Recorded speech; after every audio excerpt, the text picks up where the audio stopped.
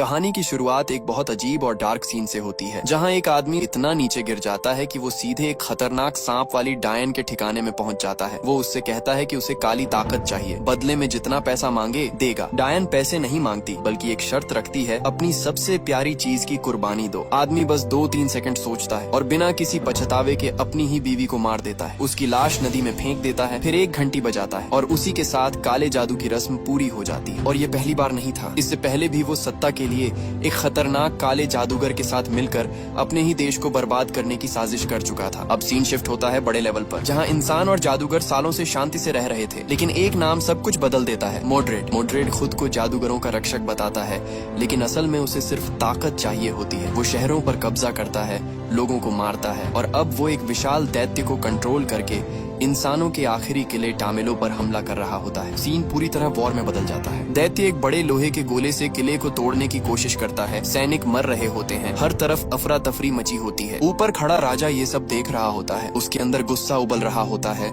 लेकिन वो घबराता नहीं। वो एक खास तलवार मंगवाता है, जिसे महान जादूगर मेर्लिन ने खुद बनाया था, ताकि मोड्रेड को रोका जा सके। राजा का अपना भाई ही गद्दार निकलता है। वो डरता है कि कहीं उसकी सच्चाई सामने न आ जाए, इसलिए वो राजा को रोकने की कोशिश करता है, लेकिन राजा सब समझ चुका होता है। फिर भी उस वक्त उसकी पहली प्राथमिकता जंग होती है। वो एक शॉकिंग फैसला लेता है, अपना ताज अपने ही गद्दार भाई को सौंप देता है और खुद सफेद घोड़े पर सवार होकर जंग के मैदान में उतर जाता है। अब कहानी पूरी तरह एक एपिक बैटल में बदल चुकी होती है। राजा चारों तरफ देखता है और अंदाजा लगाता है कि मोड्रेड कहीं उस दैत्य के ऊपर छुपा हुआ है। तभी अचानक दैत्य किले के बाहर का पुल तोड़ देता है, लेकिन राजा इसी मौके को अपने हक में इस्तेमाल करता है और सीधा आगे बढ़ जाता है। कहानी इस मोड़ पर पहुंचती है जहां राजा सीधे दैत्य की पीठ पर बने ठिकाने तक पहुंचकर मोड्रेड का सामना करता है। नीचे जंग जारी होती है, लेकिन ऊपर असली मुकाबला शुरू होता है। मोड्रेड को यकीन होता है कि एक इंसान उसका कुछ नहीं बिगाड़ सकता, इसलिए वो अपने काले जादू से राजा को जलाकर खत्म करने की कोशिश करता है। मगर इस बार उसकी चाल काम नहीं करती। जैसे ही राजा पवित्र तलवार पकड़ता है, उसमें नीली रोशनी चमकने लगती है और उसका रूप ही बदल जाता है। अब मोड्रेड भी समझ जाता है कि ये कोई आम लड़ाई नहीं है, इसलिए वो अपने बचाव में आग की दीवार खड़ी कर देता है, लेकिन राजा उस दीवार को चीरकर आगे बढ़ जाता है। लड़ाई अपने चरम पर पहुंचती है और आखिरकार मोड्रेड मारा जाता है। उसकी मौत के साथ ही दैत्य उसके कंट्रोल से आजाद हो जाता है और ऊपर मौजूद हमलावर नीचे गिरकर खत्म हो जाते हैं। धूल बैठने के बाद राजा टूटी हुई पुल के पार खड़ा नजर आता है, जिंदा और विजेता। लेकिन किले के अंदर बैठा गद्दार ये सब देखकर अंदर ही अंदर जल रहा होता है। खतरा खत्म होने के बाद दरबार लगता है, जहां जादूगरों और इंसानों के रिश्ते पर बहस छिड़ती है। कुछ लोग कहते हैं कि पहले की तरह शांति कायम रखनी चाहिए और मेरलिन की मदद को याद रखना चाहिए, जबकि वॉर्टिगन इसका विरोध करता है और कहता है कि आगे और भी मोड्रेड जैसे खतरे पैदा हो सकते हैं। बहस बढ़ती है तो एक मंत्री वॉर्टिगन को उसकी ही सच्चाई याद दिलाता है, जिससे वो भड़क उठता है और सफाई देने लगता है। माहौल गर्म हो जाता है, लेकिन तभी राजा बीच में आकर साफ फैसला सुनाता है कि जादूगरों के खिलाफ कोई कार्रवाई नहीं होगी और दोनों फिर से साथ रहेंगे। इसके बाद वो असली बात सामने लाता है और गद्दार का नाम लेकर बताता है कि उसे पहले से सब कुछ पता था, लेकिन उसने उसे सजा नहीं दी, क्योंकि वो उसे एक मौका देना चाहता था। अब सबकी नजरें उसी गद्दार पर टिक जाती हैं कि वो इस मौके का क्या करेगा। राजा अपने भाई को सुधारने का मौका देता है, लेकिन यही बात गद्दार को अंदर से जला देती है। उसे लगता है कि दरबार में उसकी बेइज्जती हुई है और अब उसे डर सताने लगता है कि कहीं उसकी सच्चाई खुल न जाए। इसी डर और लालच में वो तख्ता पलट की योजना बनाता है, लेकिन पवित्र तलवार की ताकत देखकर वो सीधे मुकाबले की हिम्मत नहीं करता, इसलिए चालाकी से अपने आदमियों को महल पर हमला करने भेजता है। खुद वो अपनी बीवी को लेकर एक गुप्त कमरे में जाता है, जहां पानी की डायन कैद होती है। बीवी को कुछ समझ नहीं आता। वो उससे सवाल करती है, लेकिन जवाब देने के बजाय वो उसे गले लगाता है और अगले ही पल खंजर से मार देता है। मरते वक्त भी उसे सच्चाई का पता नहीं चलता और उसी कुर्बानी के बदले गद्दार को काली ताकत मिल जाती है। उधर महल में अफरा तफरी मच जाती है। सैनिक आपस में ही लड़ने लगते हैं, हर तरफ हमला हो रहा होता है। राजा हालात समझते ही रानी को जगाता है और कहता है कि वो बेटे आर्थर को लेकर तुरंत निकल जाए। तीनों किसी तरह बचते बचाते किनारे तक पहुंचते हैं, लेकिन वहां काले घुड़सवार उनका रास्ता रोक लेते हैं। इससे पहले कि राजा कुछ कर पाता, रानी को मार दिया जाता है। गुस्से और दर्द में राजा पवित्र तलवार निकालकर लड़ाई शुरू करता है। तलवार की टक्कर से जबरदस्त ताकत निकलती है, लेकिन दुश्मन ज्यादा ताकतवर होता है। ऊपर से बेटे की चिंता में राजा पूरी ताकत से लड़ भी नहीं पाता और इसी बीच तलवार उसके हाथ से छूटकर दूर गिर जाती है, सीधे आर्थर के पास। आर्थर कुछ पल हिचकिचाता है, फिर तलवार उठा लेता है, लेकिन उसकी धार उसके हाथ को काट देती है और एक खास निशान छोड़ जाती है। उधर राजा कमजोर पड़ता जा रहा होता है, फिर भी वो आखिरी दम तक दुश्मन को रोकता है और चिल्लाकर आर्थर को भागने के लिए कहता है। जब उसे यकीन हो जाता है कि उसका बेटा सुरक्षित निकल गया है, तब वो चैन की सांस लेता है। आखिरकार काला घुड़सवार उसे घातक चोट देता है और मरने से पहले राजा एक आखिरी फैसला लेता है। वो तलवार को हवा में उछालकर खुद ही अपनी पीठ में घुसा देता है ताकि वो दुश्मन के हाथ ना लगे। यही उसका आखिरी बलिदान होता है और धीरे धीरे उसका शरीर खत्म होने लगता है। पत्थरों का विशाल ढांचा लकड़ी के पुल को तोड़कर नदी में गिर जाता है और उसी पल काला घुड़सवार अपनी असली शक्ल में लौट आता है। सच सामने आता है कि वो कोई और नहीं बल्कि वही गद्दार है जिसने अपनी बीवी की कुर्बानी देकर काली ताकत हासिल की थी। उसी ताकत से वो अपने भाई और उसके परिवार को मारकर खुद राजा बन जाता है। दूसरी तरफ छोटा आर्थर नदी में बहता हुआ बच जाता है, जिसे एक औरत बचाकर कोठे पर ले जाती है और वहीं उसका पालन पोषण होता है। आर्थर अपनी पहचान पूरी तरह भूल चुका होता है और एक आम इंसान की तरह जीने लगता है। सुनहरे बालों की वजह से उसकी पहचान छुपाने के लिए उसके बाल काट दिए जाते हैं। बचपन में दूसरे बच्चे उसे तंग करते हैं, लेकिन कोठे के पास बने अखाड़े में काम करते हुए उसकी जिंदगी बदलने लगती है। वहाँ का उस्ताद उसकी काबिलियत पहचानता है और उसे ट्रेनिंग देना शुरू करता है, जिससे धीरे धीरे आर्थर मजबूत और खतरनाक लड़ाका बन जाता है। उधर 15 सालों में गद्दार राजा और ज्यादा बेरहम हो जाता है। उसे सिर्फ काली ताकत चाहिए होती है, इसलिए वो राजकाज छोड़कर उसी के पीछे पागल हो जाता है। पानी की डायन के कहने पर वो डार्क टावर बनवाने का फैसला करता है, क्योंकि उसे यकीन होता है कि इससे उसे असीम ताकत मिलेगी। उसकी जुल्म की वजह से लोग उससे नफरत करने लगते हैं और बगावत को रोकने के लिए वो अपने सैनिकों को हर जगह लोगों को पकड़ने का हुक्म देता है। इसी बीच आर्थर को अजीब सपने आने लगते हैं, जिनमें एक काला घुड़सवार एक औरत को मारता है और कोई उसे भागने के लिए कहता है। ये सपने धीरे धीरे साफ होने लगते हैं। फिर अचानक एक दिन नदी में डूबी हुई पवित्र तलवार चमकने लगती है और पानी का स्तर तेजी से नीचे गिर जाता है, जिससे आने वाले बड़े बदलाव का संकेत मिलता है। नदी के बीच अचानक एक लोहे की तलवार खुद ब खुद जमीन में गड़ी हुई नजर आती है। आसपास के सिपाही उसे कोई कीमती पुराना खजाना समझकर उसे निकालने की कोशिश करते हैं, लेकिन पूरी ताकत लगाने के बाद भी तलवार जरा भी नहीं हिलती। तभी राजा वहां पहुंचता है और ये नजारा देखकर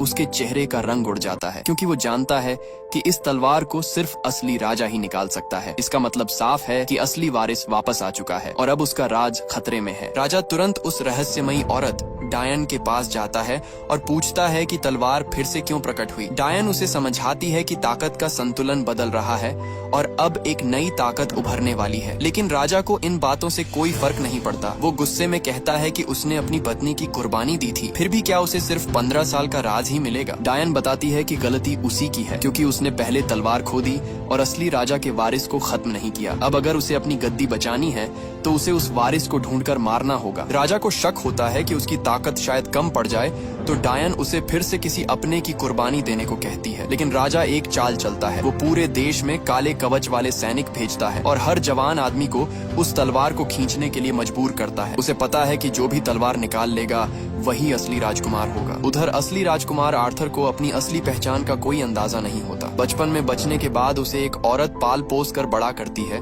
और वो एक वेश्यालय में काम करने लगता है। एक दिन अचानक वहाँ काले सैनिक घुस आते हैं, क्योंकि उन्हें खबर मिली होती है कि कोई घायल बागी वहाँ छिपा हुआ है। अच्छी बात ये होती है कि सैनिकों का एक कप्तान आर्थर को जानता है, इसीलिए वो बड़ी तलाशी से बच जाता है। लेकिन तभी आर्थर को एक घायल आदमी छिपा हुआ मिल जाता है और दूसरों को बचाने के लिए वो उसे बाहर निकाल देता है। इसके बाद कप्तान आर्थर को अलग ले जाकर बताता है कि इन दिनों उसका नाम बहुत सुनने में आ रहा है और पूछता है कि कहीं उसने किसी गलत आदमी से दुश्मनी तो नहीं ले ली। अब आर्थर खुद सोच में पड़ जाता है कि आखिर उसके पीछे कौन पड़ा है। आखिरकार सच्चाई सामने आती है कि उसी सुबह कुछ गुंडे वाइकिंग लोग दुकान पर हमला करने आए थे। लूसिया को बचाने के चक्कर में आर्थर ने लगभग उनमें से एक को मार ही दिया था। तब कप्तान समझाता है कि ये लोग इतने बेखौफ इसलिए हैं क्योंकि उन्हें राजा का सहारा मिला हुआ है। अगर उनसे पंगा लिया तो सीधा बदला मिलेगा। उसी रात आर्थर को फिर से डरावना सपना आता है। अभी वो ठीक से संभल भी नहीं पाता कि उसका दोस्त उसे तुरंत भागने के लिए कहता है, क्योंकि वाइकिंग लोगों ने पूरे इलाके को घेर लिया होता है। वक्त रहते पता चलने की वजह से आर्थर बच निकलता है, लेकिन शहर से बाहर निकलते ही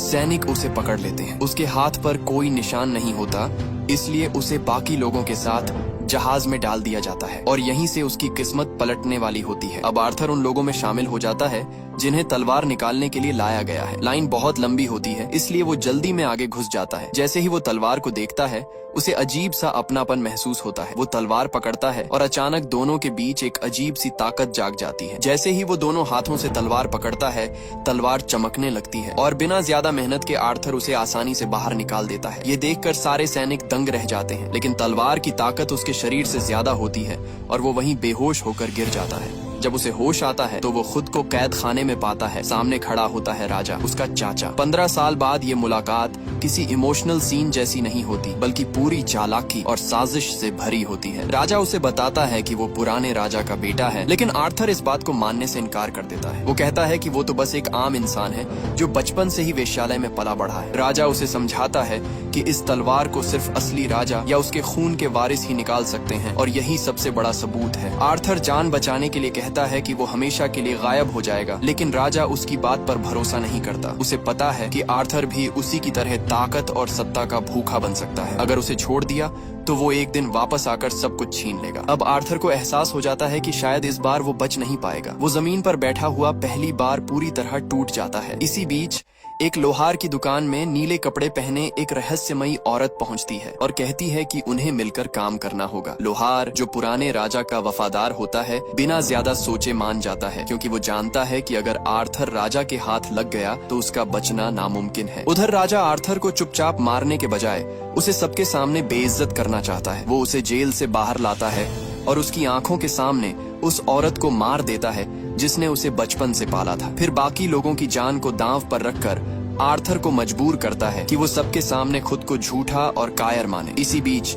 जब उसे फांसी दी जाने वाली होती है, तभी अचानक डायन जादू शुरू करती है। आसमान से बाज नीचे आकर हमला करने लगते हैं। घोड़े और कुत्ते बेकाबू हो जाते हैं और पूरा माहौल अफरा तफरी में बदल जाता है। इस मौके का फायदा उठाकर बगावती लोग आर्थर को छुड़ा लेते हैं और तलवार लेकर भाग जाते हैं। सैनिक पीछा करते हैं, लेकिन वो लोग पहले से प्लान बनाकर समुद्र में कूद जाते हैं और बच निकलते हैं। बाद में आर्थर को उनके ठिकाने पर लाया जाता है, जहाँ उसकी मुलाकात उसी आदमी से होती है जिसे उसने पहले सैनिकों के हवाले किया था। वो अब आजाद है और बगावत का हिस्सा बन चुका है। आर्थर साफ कह देता है कि उसे इस लड़ाई से कोई मतलब नहीं। वो बस अपनी पुरानी जिंदगी में वापस जाना चाहता है, लेकिन बगावती जानते हैं कि बिना उसके ये जंग जीती नहीं जा सकती। जब उसे तलवार पकड़ाई जाती है तो उसके दिमाग में फिर वही डरावनी यादें आने लगती हैं और वो दोबारा बेहोश हो जाता है। डायन उसके दिमाग में झांकती है और पता चलता है कि बचपन में उसने अपने माँ बाप की मौत देखी थी और वही काला योद्धा उसकी सबसे बड़ी डर बन गया है। अब डायन बताती है कि अगर आर्थर को सच में राजा बनना है तो उसे अपने डर का सामना करना होगा। इसके लिए उसे एक खतरनाक जगह, अंधेरी दुनिया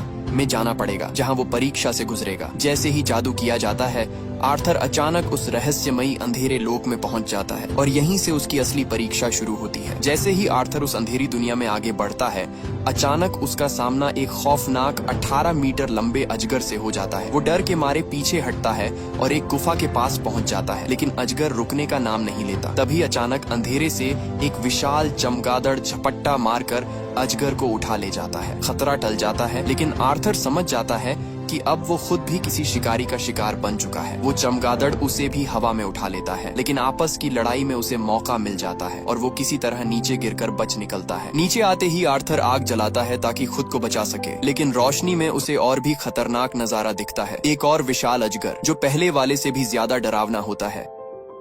किस्मत से वो उस वक्त हमला नहीं करता और आर्थर वहां से निकल भागता है। पहाड़ का रास्ता खतरनाक देखकर वो पानी के रास्ते जाने का फैसला करता है, लेकिन वहां उसे कुत्ते से भी बड़े चूहे मिल जाते हैं। हर तरफ मौत का खतरा झेलते हुए आखिरकार वो अपनी मंजिल तक पहुंच ही जाता है, लेकिन यहाँ भी सुकून नहीं मिलता। धुंध में छिपे भेड़ियों का झुंड उसे घेर लेता है। उनकी आंखें हरी चमक रही होती हैं और साफ पता चल रहा होता है कि वो बहुत भूखे हैं। उसी वक्त आर्थर पवित्र जगह तक पहुंचता है, तलवार को दोनों हाथों से पकड़कर वहां रखता है। तलवार की ताकत से न सिर्फ भेड़िए पीछे हट जाते हैं, बल्कि आर्थर की खोई हुई यादें भी वापस आ जाती हैं। उसे सच पता चलता है, उसके माता पिता का कातिल कोई और नहीं बल्कि उसका खुद का चाचा राजा है। इस परीक्षा को पार करने के बाद आर्थर वापस असली दुनिया में लौट आता है। डायन उसे बताती है कि राजा अब एक अंधेरा टावर बना रहा है और जैसे जैसे वो टावर ऊंचा होता जाएगा उसकी ताकत भी बढ़ती जाएगी। अगर वो पूरा बन गया तो राजा को अजेय ताकत मिल जाएगी। फिर कहानी 15 साल पहले की तरफ जाती है, जब इंसानों और जादूगरों के बीच जंग हुई थी। उसी दौरान राजा ने एक खतरनाक जादूगर से हाथ मिलाया था ताकि वो पुराने राजा को हराकर सत्ता हासिल कर सके। लेकिन बाद में एक और जादूगर ने उस ताकत को रोकने के लिए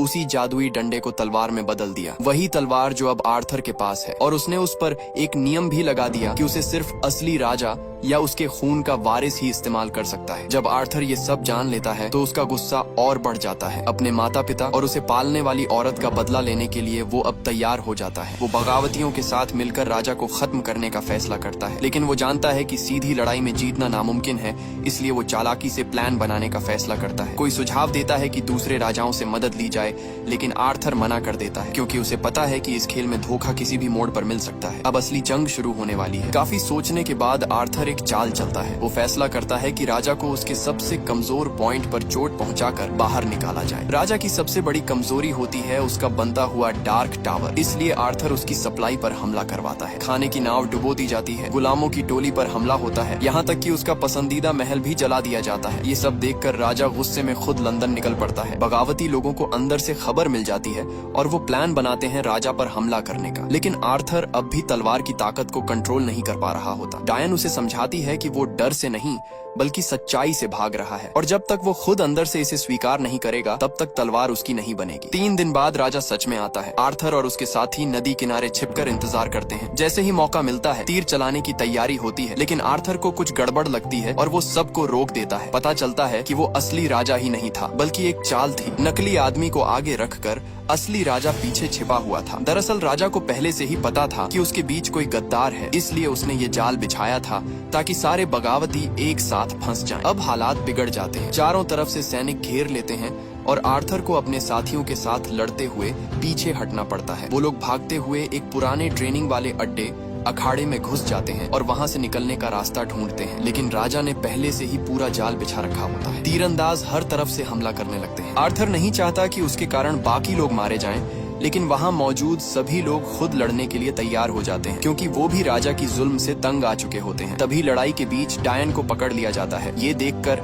आर्थर मजबूर होकर तलवार उठाता है और इस बार कुछ अलग होता है। पहली बार वो तलवार की असली ताकत को कंट्रोल कर लेता है। चारों तरफ तूफान जैसा मंजर बन जाता है और दुश्मन एक एक करके गिरने लगते हैं। जब धूल बैठती है तो मैदान में दुश्मनों की लाशें पड़ी होती हैं। ये सब देखकर आम लोग भी हिम्मत पकड़ लेते हैं और सड़कों पर उतर आते हैं। राजा के खिलाफ आवाज उठाने लगते हैं। अब बगावत खुलकर शुरू हो चुकी होती है। इसके बाद आर्थर और उसके साथी एक सुरक्षित जगह पर छिप जाते हैं और रात होने का इंतजार करते हैं ताकि धुंध का फायदा उठाकर निकल सके। लेकिन इस दौरान उसका दोस्त घायल हो जाता है और सबको आगे भेज देता है। जैसे ही आर्थर वहां से निकलता है, राजा उसके पीछे पीछे उस ठिकाने तक पहुंच जाता है और क्रूरता की हद पार करते हुए वो उसके दोस्त को उसके बेटे के सामने ही मार देता है। आर्थर ये सब छिपकर देख रहा होता है और उसी पल वो फैसला करता है कि अब ये लड़ाई सिर्फ गद्दी के लिए नहीं बल्कि इंसाफ और बदले के लिए है। इस नाकाम मिशन के बाद आर्थर खुद को दोष देने लगता है। उसे लगता है कि अगर ये तलवार उसकी जिंदगी में नहीं आती तो शायद ये सब कभी नहीं होता। दुख और गुस्से में आकर वो तलवार को झील में फेंक देता है। लेकिन कुछ ही देर बाद जैसे ही वो लौटने लगता है, अचानक पानी उसे अंदर खींच लेता है। वहाँ उसकी मुलाकात झील की रहस्यमयी परी से होती है जो उसे एक डरावना भविष्य दिखाती है। अगर उसने हार मान ली तो पूरा राज्य राजा के जुल्म में जलकर बर्बाद हो जाएगा। ये देखकर आर्थर को अपनी गलती समझ आती है। वो वापस आता है, तलवार उठाता है और इस बार पूरी हिम्मत के साथ खड़ा हो जाता है। लेकिन जब वो अपने ठिकाने पर लौटता है तो पता चलता है कि वहाँ हमला हो चुका है। कई साथी पकड़े जा चुके होते हैं और कुछ को कैद करके किले में ले जाया गया है। राजा का साफ संदेश होता है, अगर उन्हें बचाना है तो तलवार लेकर खुद उसके पास आओ। मजबूरी में आर्थर मान जाता है, लेकिन इस बार वो एक नया प्लान बनाता है। पहले वो अपने लोगों के जरिए डायन को छुड़वाता है, फिर एक खतरनाक तरीका अपनाता है। खुद को एक जहरीले सांप से कटवाता है ताकि उसके अंदर छिपी ताकत जाग जाए। इसके बाद वो अकेले ही किले में पहुंचता है और खुद को पकड़वा देता है। राजा खुश हो जाता है कि अब उसके पास तलवार भी है और दुश्मन भी। लेकिन असल खेल यहीं से शुरू होता है। डायन अपने जादू से महल में अफरा तफरी मचा देती है। सांप और एक विशाल अजगर अंदर घुसकर सैनिकों को खत्म खत्म करने लगते हैं। इसी मौके का फायदा उठाकर आर्थर अपने बंधन खोलता है और तलवार वापस हासिल कर लेता है। अब बगावती लोग भी शहर में घुस आते हैं और आम जनता भी उनके साथ खड़ी हो जाती है। सालों से दबे हुए लोग अब खुलकर लड़ने लगते हैं। पूरे शहर में जंग छिड़ जाती है और अब फैसला होने वाला है कि असली राजा कौन बनेगा। अब शहर के अंदर जबरदस्त जंग छिड़ चुकी होती है। काले कवच वाले सैनिकों और बगावती लोगों के बीच सीधी टक्कर चल रही होती है। इसी अफरा तफरी का फायदा उठाकर राजा भाग निकलता है और सीधा उस रहस्यमयी डायन के पास पहुंचता है। लेकिन इस बार भी उसे वही कीमत चुकानी पड़ती है, अपनी सबसे प्यारी चीज की कुर्बानी। सत्ता के लालच में अंधा होकर वो अपनी ही बेटी की बलि दे देता है और बदले में उसे फिर से काले योद्धा की भयानक ताकत मिल जाती है। उधर आर्थर तलवार के साथ पूरे शहर में दुश्मनों को हराता हुआ आगे बढ़ रहा होता है। जो भी उसके सामने आता है वो टिक नहीं पाता। आखिरकार वो उस काले टावर तक पहुंच जाता है जिसे खत्म करना सबसे जरूरी होता है। लेकिन जैसे ही वो उसे तोड़ने की कोशिश करता है, अचानक एक तेज रोशनी उसे दूसरी जगह ले जाती है, एक सुनसान द्वीप पर, जहां उसका सामना एक बार फिर उसी काले योद्धा यानी अपने चाचा से होता है। अब दोनों के बीच आखिरी लड़ाई शुरू होती है। काला योद्धा बेहद ताकतवर होता है, उसके हर वार में जानलेवा ताकत होती है। शुरुआत में आर्थर पूरी तरह दब जाता है, उसे बुरी तरह हराया जाता है और वो बेहोश हो जाता है। लेकिन इसी हालत में वो अपने अतीत में पहुंच जाता है, उसी पल में जब उसके पिता मारे गए थे। इस बार वो भागता नहीं बल्कि तलवार पकड़कर अपने पिता को बचाने की कोशिश करता है। तभी उसे समझ आता है कि वो हमेशा डर से भागता रहा और यही उसकी सबसे बड़ी कमजोरी थी। जैसे ही वो इस सच को स्वीकार करता है, उसकी ताकत कई गुना बढ़ जाती है। वो वापस होश में आता है और इस बार पूरे आत्मविश्वास के साथ लड़ाई करता है। अब हालात पलट जाते हैं। वो हर वार को रोकता है, जवाब देता है और आखिर में एक जोरदार हमला करके काले योद्धा को खत्म कर देता है। इसी के साथ उसका चाचा भी अपनी लालच और क्रूरता की सजा पा जाता है। इसके बाद आर्थर वापस जाकर उस काले टावर को पूरी तरह तबाह कर देता है। सालों से फैला हुआ अंधेरा खत्म हो जाता है और राज्य आजाद हो जाता है। लोग उसे अपना असली राजा मान लेते हैं। आखिरकार आर्थर ताज पहनता है और अपने साथियों के साथ एक नई शुरुआत करता है, जहां वो इंसाफ और सच्चाई के साथ राज करता है। और इसी के साथ इस कहानी का यहीं पर दी एंड हो जाता है।